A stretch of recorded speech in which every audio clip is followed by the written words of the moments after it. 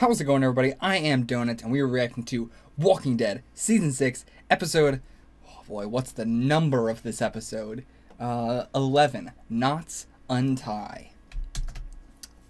So, Knots Untie... I don't...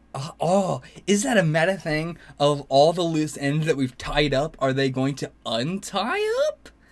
Huh...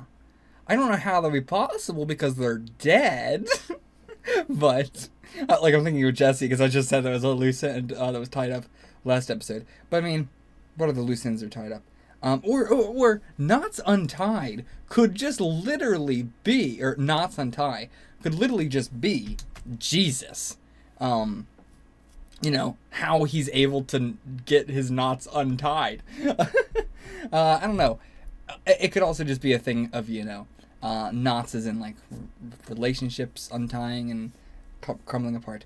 The generic, you know, that thing. I don't know. I'm guessing it's just literally how Jesus gets out of ties. Sometimes The Walking Dead has some pretty literal titles.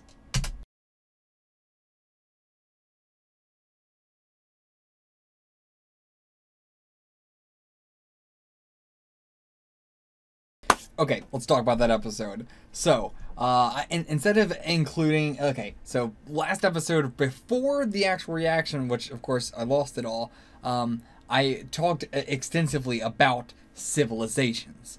And because it was my theory for why it was called, what was it? The Next World.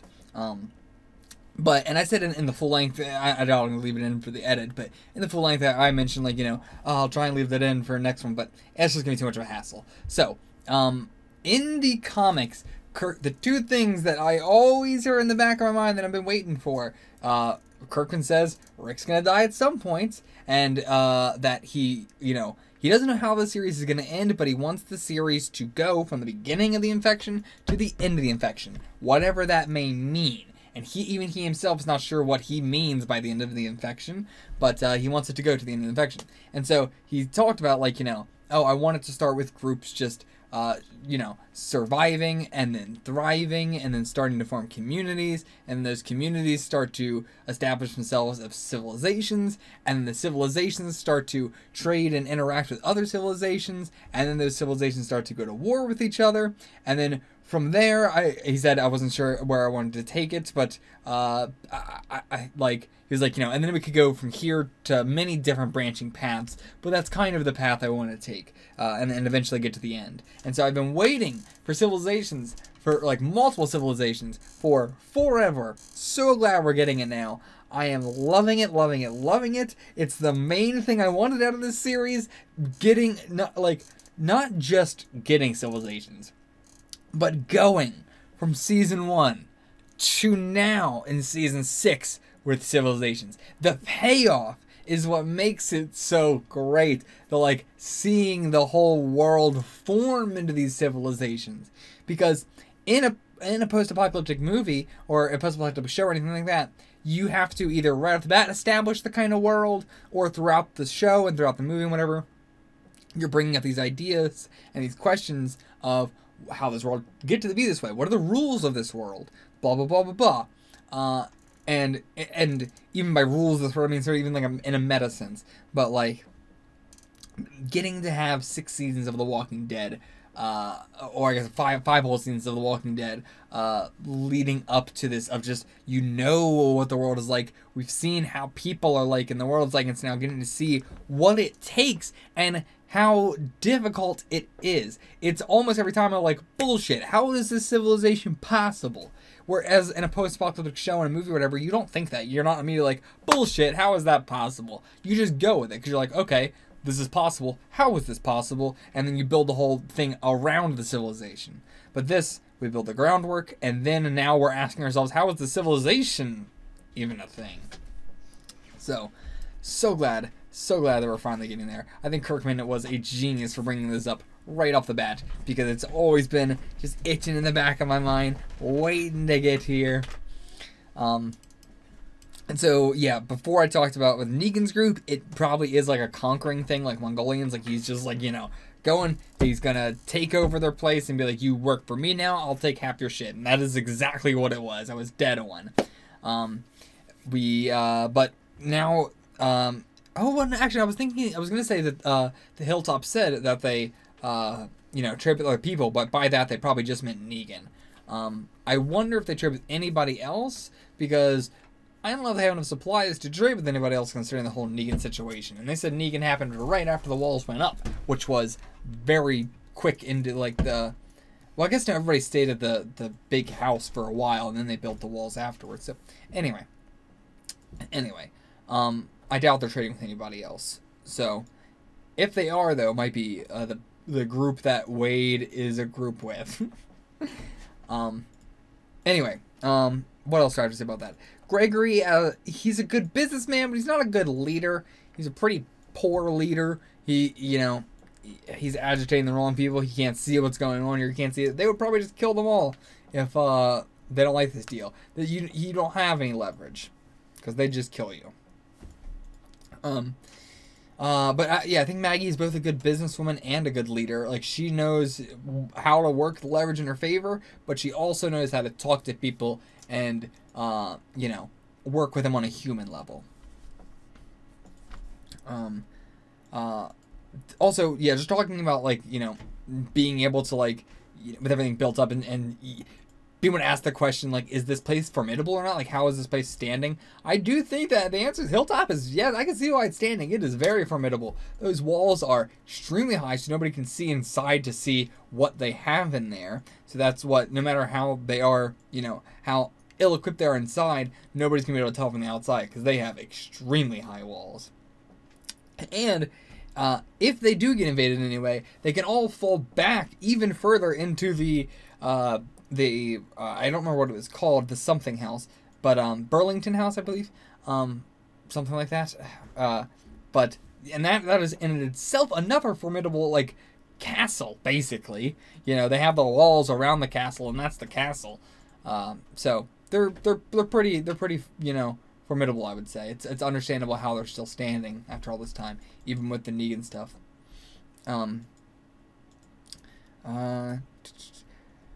What else do I have? Oh yeah, you're talking about the Jesus being trustworthy and everything. I think a big thing that goes into it is that we can see how, like, through Jesus' actions, we understand how the civilization is up, and we trust. Well, I guess it was before even he had a civilization, but, like, we trust that he is not trying to pull a trap, because it's understandable how he has survived out here this long through the untying of the knots and everything like that.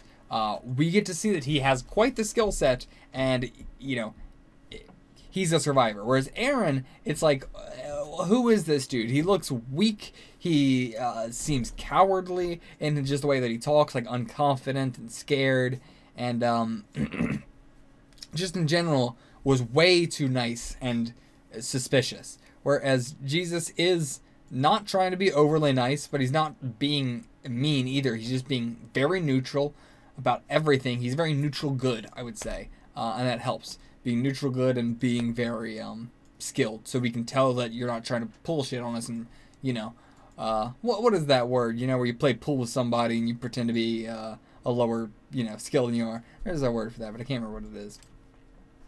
Anyway, the whole brake light well, let's just talk. Okay, the whole Abraham, Rosita, and Sasha situation. I don't even know what's going on. I don't know how to talk about it. I have no idea. If somebody wants to maybe lend me like a, what was your take on this? Because, man, I don't even know. A lot of the Abraham stuff, I love him as a character, but a lot of his stuff is so out there, like in terms of stuff they do visually with it, or whatever, or metaphorically, that, man, a lot of it I'm like, I don't know. I don't know what to think. Like, the whole... okay, there's a big heavy focus on kids this episode. I don't know if he's thinking back to his kids that he had, or if he is thinking about having new kids, because there's also a big focus on settling down. So, but there wasn't a big focus on his wife or anything like that, or his old kids. It was just a focus on kids in general, and Sasha and Rosita. Like, nothing from his past self, which I think he's given up. But it seems like, yeah, Sasha doesn't really want to spend time with him, even though, like, what has happened in this, between these episodes? Because they were going out, they seemed fine, they seemed like a happy couple, and then now, I don't know, what happened over this time skip? I don't know. And the whole brake light necklace, I get the symbolism of, like, you know, can he stop, can he settle down, but then it breaks and he leaves it behind, like, nah, man, it's time to kick some ass, it's time to Negan and kill some shit. I don't know. I don't know what's going on with Abraham. I love him, though. Fucking love the dude. But yeah, in general, fucking love this episode. I was fanboying so hard when we were getting to the civilization just because I've been waiting for it for so long. All my favorites, like the Eastman episode is episode 4 of this season. Fucking, it was a great episode in and of itself, but I loved, like, the Eastman making his own cheese and all this stuff. Like, you know, yeah, I hope we get to see more and more and more, but I want to see the civilizations grow to the point where, because it's not like the world is still around. It's not even like, you know, I can't wait for them to get to the point of being able to have, like, a helicopter or something, because we've already seen that.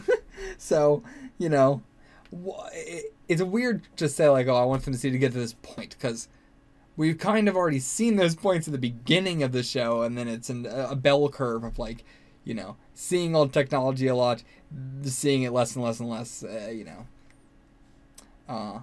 But anyway, I don't know what I'm excited to see. I'm just excited to see the logistics of things. Like, and The Walking Dead does love that. They do love logistics. As much as Kirkman didn't in the comics, the show does love logistics of, like, you know, that sort of thing. And just mundane activities that people do. Like, just the getting the shot around the hillside and just seeing all the people, like, pumping water out of the thing. And you get a good idea of how it all is set up. Oh, I love it. I love that stuff. Perfection, baby. This arc, this whole season. Where did we start the season? This season started with the big quarry thing, right? Yeah. Yeah, it did. God, this season absolutely taking the cake as favorite season whole way through, which has been hard to say, because before, my favorite seasons were, like, you know, parts of a season, like 5B I loved, but 5A I didn't like at all. Or I think it was like 4A I liked, but yeah, but 4B I didn't like, or vice versa, or something like that. I'm not sure. I think all of season 4 I loved. I don't know. Either way, a lot of the seasons have been very divisive. Not a whole lot where I can say, like, that whole season I loved. So far, we only got 5 more episodes left. This whole season I am loving. Favorite season so far. Absolutely. I'm digging it. I cannot wait for the next episode, and I will see you guys for that. Until then, get the fuck out of here.